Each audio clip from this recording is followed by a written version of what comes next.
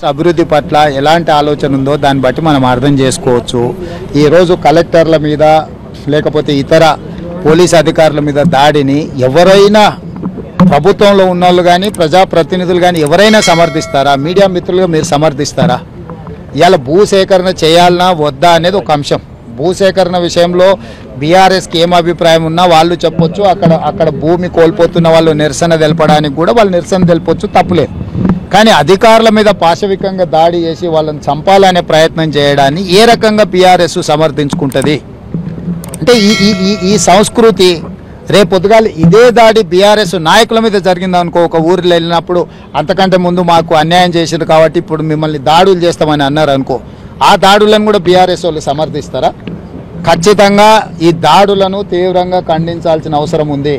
దాడులు చేసిన వాళ్ళు, దాడులను ప్రోత్సహించిన వాళ్ళ పట్ల రాష్ట్ర ప్రభుత్వం కఠినంగా వ్యవహరిస్తుంది. ఎంత వారులున్నా, ఎంత పెద్దోళ్ళున్నా ఊచలు లెక్కబెట్టక తప్పదు. ఎందుకంటే అధికారుల మీద దాడులు చేస్తే చూసుకుంటూ రాష్ట్ర ప్రభుత్వం ఊరుకోదు. తెలంగాణ రాష్ట్రంలో, ఆంధ్రప్రదేశ్లో ఏ రెడ్డి అయినా నాకు ఏదో రకంగా దూర బంధువు దగ్గర బంధువు అవుతాడు. రెడ్డిలు అయినంత మాత్రాన నా బంధువులను లేకపోతే నేను వర్కులు ఇచ్చినాను, ఇప్పుడు అతను చెప్తున్నట్టు ఆ టెండర్లా లేదనుంటే అతను లీగల్ ఫైట్ చేయనియన్రీ, ఎవరొద్దు అంటుర్రు. రోమ్ నగరం తగలబడుతుంటే నీరో చక్రవర్తి ఫిడేలు వాయించిండంట. ఈయన కథ కూడా అట్లే ఉంది. ఇవాళ కొడంగల్లో అగ్గంటుకుంటే, కొడంగల్లో ఇవాళ 16 మంది రైతులు జైలుకు పోతే, కొడంగల్ ఎమ్మెల్యే ఎన్నో ఆశలతో ప్రజలు గెలిపించిన ఎమ్మెల్యే, ముఖ్యమంత్రి అయి మమ్మల్ని ఉద్ధరిస్తారనుకుని గెలిపించిన ఎమ్మెల్యే ఎక్కడున్నాడండి? నాకు అర్థం కాదు.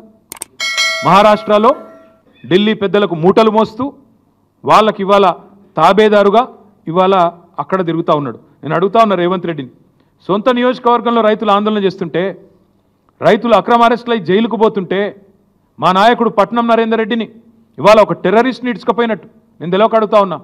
కనీసం వాళ్ళ భార్యకు ఇన్ఫర్మేషన్ ఇచ్చిండ్రా? అరెస్ట్ వారెంట్ ఉందా?